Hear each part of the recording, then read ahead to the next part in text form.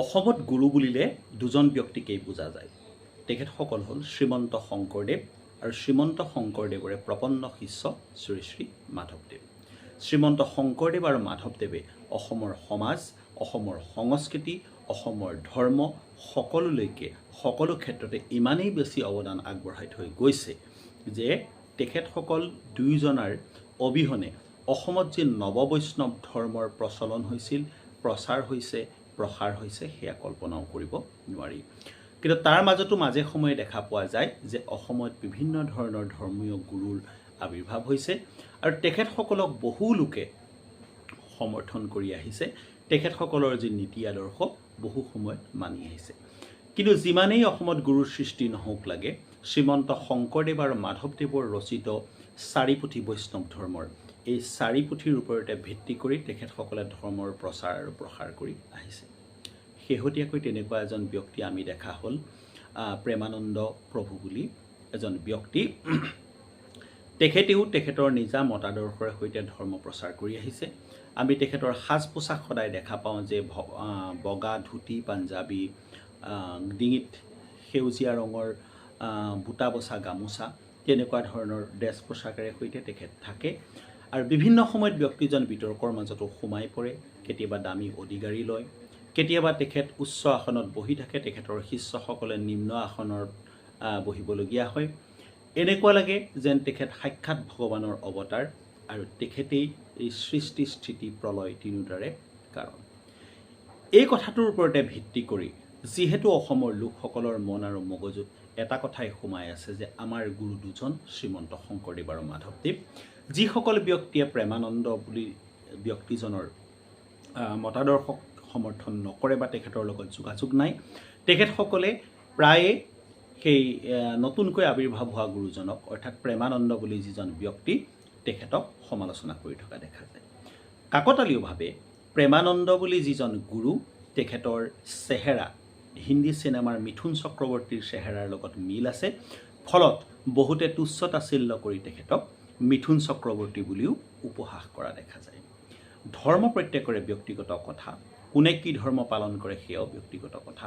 কিন্তু শ্ৰীমন্ত শংকৰদেৱ আৰু মাধৱদেৱৰ উপৰিও কোনোবা গুৰু আছে বুলি অসমৰ লোকসকলে এই কথা মানি ল'বলৈ টান পায় আৰু সেই কথা পূৰ্বাত্মৰ আজিও চলি আহিছে, যাৰ বাবে আজি এটা বিশেষ বিতৰ্কৰ সূত্ৰপাত হৈছে। আজিৰ বিতৰ্কটোৰ বিষয় হ'ল, কোনো এটা নিউজ চেনেলত প্ৰকাশ পাইছিল স্বামী প্ৰেমানন্দই শ্বাৰ্ট পেণ্ট পিন্ধি বিদেশত যি প্ৰমোদ ভ্ৰমণ সেয়া ভ্ৰমণ কৰি আছে আৰু তেখেতৰ পিন্ধনত সেই অসমত পিন্ধা ধুতি পাঞ্জাবী বা ডিঙিত সেই গামোচা নাই। কথাটো এনেকৈ ভাবিব পাৰি, বিদেশলৈ এজন অসমীয়া ব্যক্তি গ'লে তাত গৈ ধুতি পাঞ্জাবী আৰু ডিঙিত গামোচা লৈ বিদেশৰ মাটিত ঘূৰি ফুৰিব নেকি, বা তেখেত যদি আমোদ প্ৰমোদ কৰিবলৈ গৈছে তেখেতে সেই দেশেৰে সৈতে সুবিধা পাবনে নাপায়।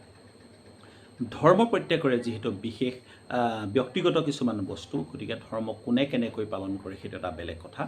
গতিকে প্ৰেমানন্দ নামৰ ব্যক্তিজনে বিদেশত গৈ কেনেকৈ কি পিন্ধি কি কৰিছে এই কথাক লৈ আমাৰ কোনো আপত্তি নাই। দ্বিতীয় কথা হ'ল, প্ৰেমানন্দ নামৰ সেই ব্যক্তিজন, যিজন ব্যক্তিয়ে নিজাকৈ এক ধৰ্মীয় দৰ্শন সৃষ্টি কৰি তেখেতে ধৰ্মীয় কাৰ্যকলাপ চলাই আছে, তেখেতৰ শিষ্যসকলৰ মাজত অসমৰ বহুতো নামজ্বলা ব্যক্তি আছে। উদাহৰণস্বৰূপে সৰ্বানন্দ সোণোৱাল ডাঙৰীয়াক আমি তেখেতৰ ওচৰত দেখিছোঁ আৰু যিমান দূৰ সম্ভৱ সৰ্বানন্দ সোণোৱাল ডাঙৰীয়া তেখেতৰ সেই ধৰ্মীয় অনুষ্ঠানটিৰে সদস্যও বা তেখেতে সেই চিন্তাধাৰাক বিশ্বাস কৰে। যিহেতু আমি এখন গণতান্ত্ৰিক দেশত বাস কৰোঁ, কোনে কি ধৰ্ম পালন কৰে তাক লৈ আমাৰ কোনো মতামত নাই বা আমি কোনো কথা ক'ব নোৱাৰোঁ, কাৰণ প্ৰত্যেকৰে ধৰ্ম পালন কৰাৰ ব্যক্তিগত স্বাধীনতা আছে। কিন্তু শ্ৰীমন্ত শংকৰদেৱ আৰু মাধৱদেৱক বাদ দি কোনো ব্যক্তিয়ে যদি নিজকে গুৰু বুলি ঘোষণা কৰে আৰু ঈশ্বৰৰ দৰে ভগৱানৰ দৰে তেওঁ আসন লাভ কৰিবলৈ সক্ষম হয়, তেতিয়া অসমৰ মানুহবিলাকৰ মনত অকণমান দুখ জাগে। প্ৰেমানন্দ স্বামীজীয়ে কি কি কিতাপ লিখিছে, কেনেকৈ তেখেতে ধৰ্মীয় দৰ্শন আগবঢ়াই নিছে এই সম্পৰ্কে আমাৰ বৰ বিশেষ ধাৰণা নাই। গতিকে আমি তেখেতক উপহাস কৰিবলৈ বা উপলুঙা কৰিবলৈ নাযাওঁ। কিন্তু তেখেতৰ প্ৰতি আমাৰ এক বিশেষ অনুৰোধ সদায় থাকিব যে তেখেতে আমাৰ সাধাৰণ মানুহৰ দৰেই জীৱন যাপন কৰক।